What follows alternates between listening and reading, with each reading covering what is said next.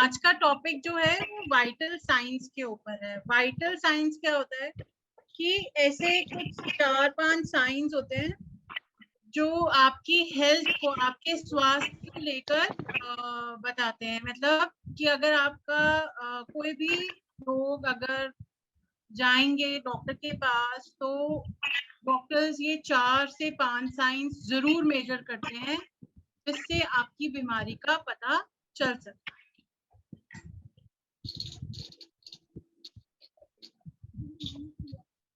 Vital science हमारी body के कुछ साइंस होते हैं जो हमारी जो शरीर है उस पर फंक्शन कर रहा है, उसका कैसे मेजरमेंट लेते हैं वो उसको हम वाइटल साइंस बोलते हैं। जैसे कि आपका बॉडी का तापमान क्या है, पल्स रेट क्या है, आपका कितनी बारी आप सांस लेते हैं 1 मिनट में, आपका बॉडी का ब्लड प्रेशर क्या है।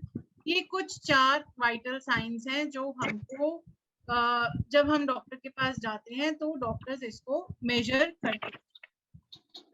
इससे क्या पता चलता है हमारे शरीर में किस जो बीमारी लगी है उसका इस पे प्रभाव क्या पड़ रहा है। ये वाइटल साइंस आप जो घर में भी मेजर कर सकते हैं और डॉक्टर्स के पास जाकर भी मेजर कर सकते हैं। सबसे पहले जो है बॉडी टेम्परेचर, मतलब शरीर के तापमान को मेजर कैसे। शरीर का तापमान जो है वो हर एक सिचुएशन में अलग होता है। पुरुष में अलग होता है, महिलाओं में अलग होता है। अगर आप कोई एक्सरसाइज कर आ रहे हैं उसके बाद अगर आप बॉडी टेम्परेचर नापेंगे तो वो अलग होगा। खाना खाने के बाद अलग हो जाता है। कोई अगर ठंडा गर्म पानी पिया और उसके बाद टेम्परेचर नापते हैं तो वो अलग होता है। तो हमें जो बॉडी टेम्परेचर है, अगर हम व्यायाम कर रहे हैं तो उसके बाद इमिडिएटली नहीं लेना है, हमें कम से कम आधा से पौना घंटा गैप लेकर, मतलब उसमें ब्रेक डालकर फिर लेना है। अगर खाना खाया है तो भी आधे घंटे बाद, पानी पिया है तब भी आधे घंटे बाद बॉडी का टेम्परेचर लेना चाहिए। नॉर्मल बॉडी का टेम्परेचर जो होता है वो 97.8 डिग्री या 98 डिग्री होता है। अगर बॉडी का टेम्परेचर नॉर्मल है तो आपको बुखार नहीं है। अगर इससे बढ़ा हुआ है 99-100 तब आपको बुखार है, बॉडी में टेम्परेचर है। और ये टेम्परेचर क्यों है? क्योंकि आपकी बॉडी में या तो किसी चीज का इन्फेक्शन है या आपको किसी चीज से एलर्जी हो गई है तो बॉडी का टेम्परेचर बढ़ा हुआ आया। बॉडी का टेम्परेचर 2 तरीके से मेजर होता है, या तो मुंह में थर्मामीटर डालकर, या हम बच्चों में जो बाजू के साइड पे बीच में डालते हैं उससे पता चलता है। मुंह का जो टेम्परेचर है, मुंह में थर्मामीटर जब डालकर हम टेम्परेचर लेते हैं तो वो एक्यूरेट टेम्परेचर आता है, मतलब सही टेम्परेचर आता है। और अगर हम साइड बगल में डालते हैं तो उसमें 0.3 या 0.4 कम कर दें। अगर आपका 100 है तो आप इसमें 0.3 या 0.4 टेम्परेचर कम कर बताएं। अब बॉडी का टेम्परेचर जो है वो क्यों बढ़ा हुआ आता है? या तो आपको फीवर है इसलिए आपको बढ़ा हुआ आएगा, और लो है तो इसका मतलब आपने टेम्परेचर ठीक से लिया नहीं। आप दोबारा थर्मामीटर को धोकर फिर से टेम्परेचर ले सकते। ये 2 तरीके के थर्मामीटर मैंने यहाँ पर पिक्चर में दिखाए हैं। ये वाला जो थर्मामीटर है जहाँ पर मेरा कर्सर है, ये एक नॉर्मल थर्मामीटर बाहर मार्केट में पहले मिलता है। इसमें मरकरी होती है, आप इसको मुंह में डालेंगे तो वो ये मरकरी बढ़ती जाएगी और आपको पता चल जाएगा कि आपका टेम्परेचर कितना है। और ये डिजिटल थर्मामीटर है। डिजिटल थर्मामीटर जो है आप इसको मुंह में डालेंगे और यहाँ पर एक साउंड आएगा जिससे पता चलेगा कि आपका टेम्परेचर नोट हो चुका है, और यहाँ पर आपका टेम्परेचर की रिकॉर्डिंग आ जाएगी जैसे यहाँ पर आ रही है।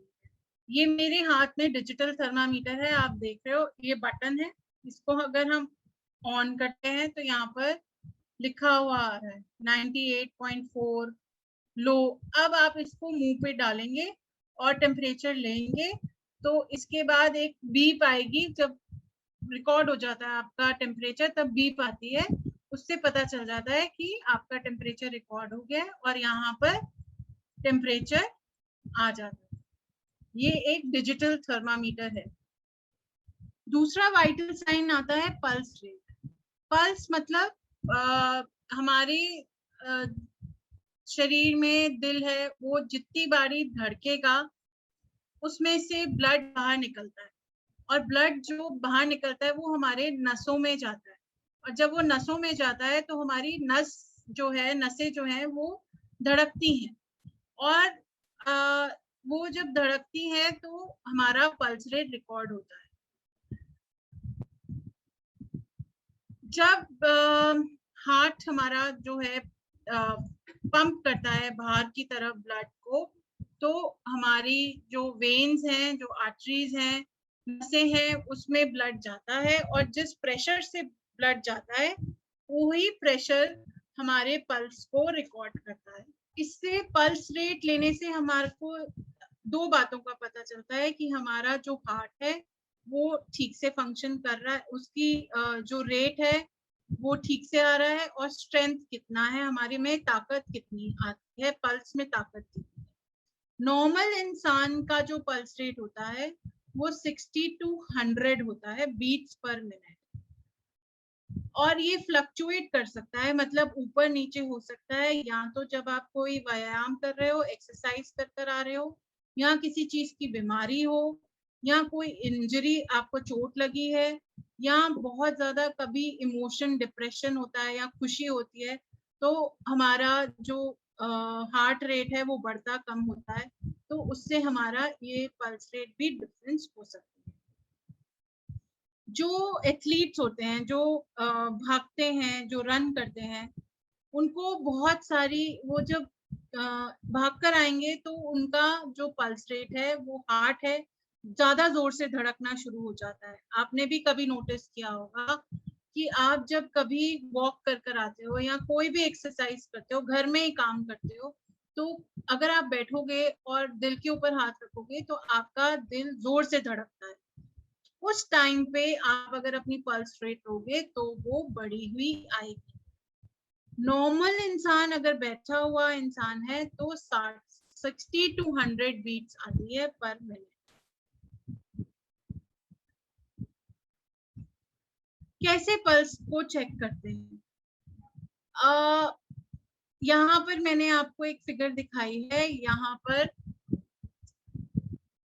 पर मैंने आपको जो फिगर दिखाई है, ऐसे आप अपनी हथेली पे भी ये दो उंगलियां रखकर देखेंगे तो यहाँ पर एक जो पल्स आपको फील होगी, नस आपको फील होगी जो धड़क रही, आप रखकर देखें और मुझे बताएं।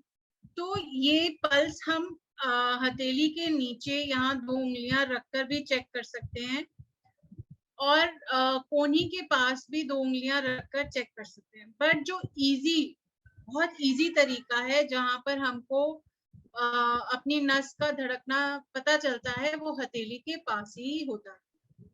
यहाँ पर दो उंगलियां रखकर आप 1 मिनट तक देखेंगे, घड़ी को अपने सामने रखें, 1 मिनट तक देखें और बताएं,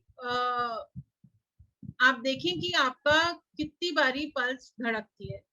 मुझे कोई भी एक जना कर बताएगा, अनम्यूट कर बताएगा कि उसकी 1 मिनट तक कितनी पल्स धड़कती है, और कैमरा ऑन कर प्लीज, ताकि मैं देख सकूं कि आप ठीक कर रहे हैं या नहीं कर रहे। तो हम 1 मिनट तक इसको काउंट करते हैं, हम इसको 15 सेकंड तक भी काउंट कर सकते हैं और उसको 4 से गुना कर सकते हैं, तो हमारा पल्स रेट हमें पता चल जाएगा। घड़ी को सामने रखकर अगर आप करेंगे तो आपको टाइम का अंदाजा होगा, और अपने आप को रीचेक करने के लिए, मतलब आपने ठीक से देखा है या नहीं, आप किसी और की भी मदद ले सकते हैं। अब रेस्पिरेशन रेट क्या होता है? रेस्पिरेशन का मतलब होता है हम कितनी बारी सांस लेते हैं, सांस लेना। अगर हम जितनी बारी सांस 1 मिनट में लेते हैं वो हमारा रेस्पिरेशन रेट को रिकॉर्ड करता है। हमें रेस्पिरेशन रेट जो लेना होता है वो किसी भी इंसान का, वो इंसान रेस्ट पोजीशन में मतलब लेटा हो 1 मिनट तक, उसका वो लेट कर अपना जितनी बारी सांस लेगा उसको रिकॉर्ड करना है। ये 12 से 16 सांस हम लेते हैं 1 मिनट में। 12 से 16 सांसें 1 मिनट में हम। पल्स रेट होता था 60 से 100 तक, और रेस्पिरेशन रेट होता है 12 से 16 1 मिनट तक होता है। ये आप जिसका ले रहे हो वो इंसान को आप बेड पे लेटाकर जितनी बारी भी उसकी चेस्ट ऊपर नीचे हो रही है उसको हम रिकॉर्ड करते हैं। जब चेस्ट ऊपर होती है उसको रिकॉर्ड करते हैं, जब चेस्ट नीचे जाती है उसको हम रिकॉर्ड नहीं करते। ये इंक्रीज तब होता है जब किसी को फीवर हो या कोई इंसान बीमार हो या उसको सांस लेने में दिक्कत हो। एस्थमा जैसे पेशेंट्स को सांस लेने में दिक्कत होती है तो उनका रेस्पिरेशन रेट ऊपर नीचे हो सकता है। या कोई इंसान भागकर आया हो तो उसकी सांसें भी ऊपर से नीचे हो सकती हैं, तो उसमें डिफरेंस आ सकता है। फिर आता है ब्लड प्रेशर। ब्लड प्रेशर जो है वो अधिकतर डॉक्टर्स चेक करते हैं जब आप उनके पास जाते हैं। ब्लड प्रेशर क्या होता है? खून, आपका जो हार्ट है, जो दिल है, वो कम से कम 60 से 70 80 बार धड़कता है 1 मिनट। तो आप वो कितना जोर से ब्लड को पंप करता है बाहर वेन्स पे, और हमारा जो आर्टरीज है, वो जो नसें हैं, वो जब ब्लड पंप होता है तो खुलती हैं, और जब पीछे हार्ट की तरफ वापस जाता है ब्लड तो कॉन्ट्रैक्ट हो जाती है, मतलब सिकुड़ जाती हैं। इससे हमारा ब्लड प्रेशर रिकॉर्ड होता है। आपने कभी पानी की पाइप में देखा होगा, पानी का पाइप अगर आप उसको खुला ऐसे ही बिना दबाए ऐसे ही छोड़ देते हैं तो वो पानी फ्लो हो रहा होता है, और उसको अगर हम दबाएंगे तो प्रेशर बनता है, जिससे जोर से प्रेशर आता है। तो इससे हमारा ऐसे ही हमारा जो हार्ट है, जब वो ब्लड पंप करता है बाहर की तरफ तो हमारा ब्लड प्रेशर रिकॉर्ड होता है। ऊपर वाले जब हम डॉक्टर्स के पास जाते हैं ना तो वो बोलते हैं ना कि ऊपर वाला आपका इतना है और नीचे वाला इतना है। तो ऊपर वाले को हम सिस्टोलिक बोलते हैं और नीचे वाले को हम डायस्टोलिक बोलते हैं। और जो ब्लड प्रेशर है वो mmHg पे रिकॉर्ड होता है। ये एक डिग्री होती है, ये वाली, इस पे रिकॉर्ड होता है। हमारा जो जैसे बॉडी टेम्परेचर है, शरीर का तापमान है, वो डिग्री सेल्सियस पे रिकॉर्ड होता है, और हमारा जो ब्लड प्रेशर है वो mmHg पे रिकॉर्ड होता है। शरीर का नॉर्मल ब्लड प्रेशर जो होता है वो 120/80 होता है। ऊपर वाला जो इसका मेजर होता है 100 से लेकर 120 तक, और नीचे वाला 60 से लेकर 80 तक होना चाहिए। अगर इससे बड़ा होगा, 120 से बड़ा होगा हमारा ऊपर वाला, और तब हम उसको बोल सकते हैं कि इनको ब्लड प्रेशर की बीमारी है। ये 2 ब्लड प्रेशर की मशीनें हैं। ये एक नॉर्मल डॉक्टर्स के पास होती है और एक ये डिजिटल है।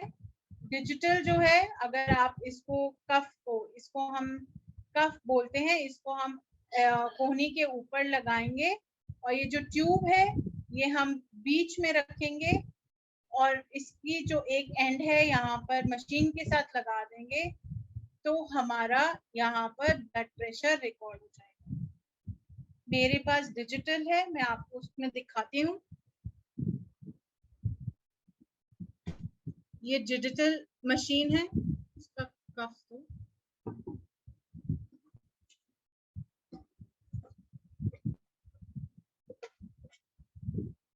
और ये इसका कफ होता है जो हम एल्बो के ऊपर, कोहनी के ऊपर लगाते हैं।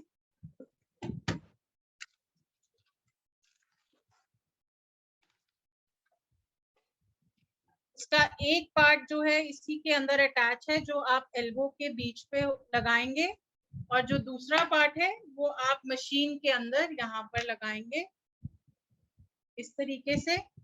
तो आपका ब्लड प्रेशर रिकॉर्ड होना शुरू होगा। आप इसको एल्बो के ऊपर लगाएंगे और इस मशीन को ऑन कर देंगे। तो यहाँ पर सिस्टोलिक SYS लिखा है और यहाँ डायस्टोलिक लिखा है। सिस्टोलिक मतलब ऊपर वाला, डायस्टोलिक मतलब नीचे वाला, और इसमें पल्स भी आ जाती है, पल्स भी आ जाती है। तो ये जब रिकॉर्ड हो जाता है तो आपको पता चल जाता है कि ऊपर वाला कितना है और नीचे वाला कितना है।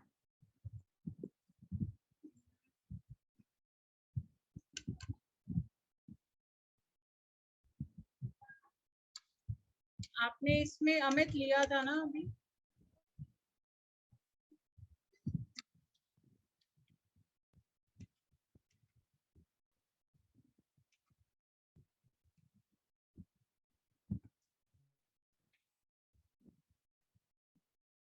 तो ये ब्लड प्रेशर की मशीन के बारे में मैंने अभी आपको दिखा दी। और ये दो तरीके की ब्लड प्रेशर मशीन्स मार्केट में आती हैं। ब्लड प्रेशर जो है वो आपको कब लेना चाहिए, किन किन बातों का ध्यान रखना है? 30 मिनट से पहले अगर आप ब्लड प्रेशर लेने जा रहे हैं तो कॉफी, और अगर सिगरेट पीते हैं तो उसको आधा घंटा पहले छोड़कर फिर ब्लड प्रेशर लें। अगर आपने कॉफी पी है आधा घंटे बाद आप ब्लड प्रेशर लेंगे। कॉफी में कैफीन होता है, चाय में भी कैफीन होता है, जो हमारी बॉडी में, शरीर में खून में मिक्स होता है और ब्लड प्रेशर उससे बढ़ता है। टेस्ट कराने से पहले बाथरूम, वॉशरूम यूज करें। 5 मिनट या 10 मिनट तक रिलैक्सिंग पोजीशन में बैठें।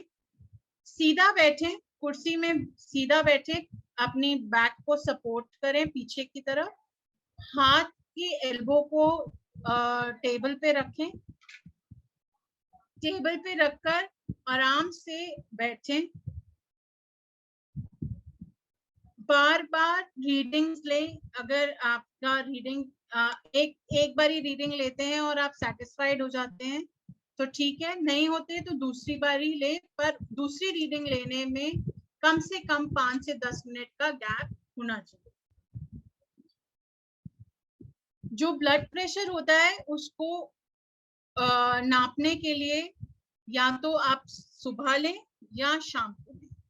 अगर आप सुबह लेते हैं तो आप अपना ब्लड प्रेशर सुबह ही नप पाएं, और अगर आप शाम को लेते हैं तो अपना ब्लड प्रेशर शाम को ही नपाएं, एक ही बारी एक टाइम। और अपना ब्लड प्रेशर को रिकॉर्ड करें, और अगर कुछ बढ़ा या घटा है तो डॉक्टर्स की सलाह पे अपना ट्रीटमेंट शुरू करें।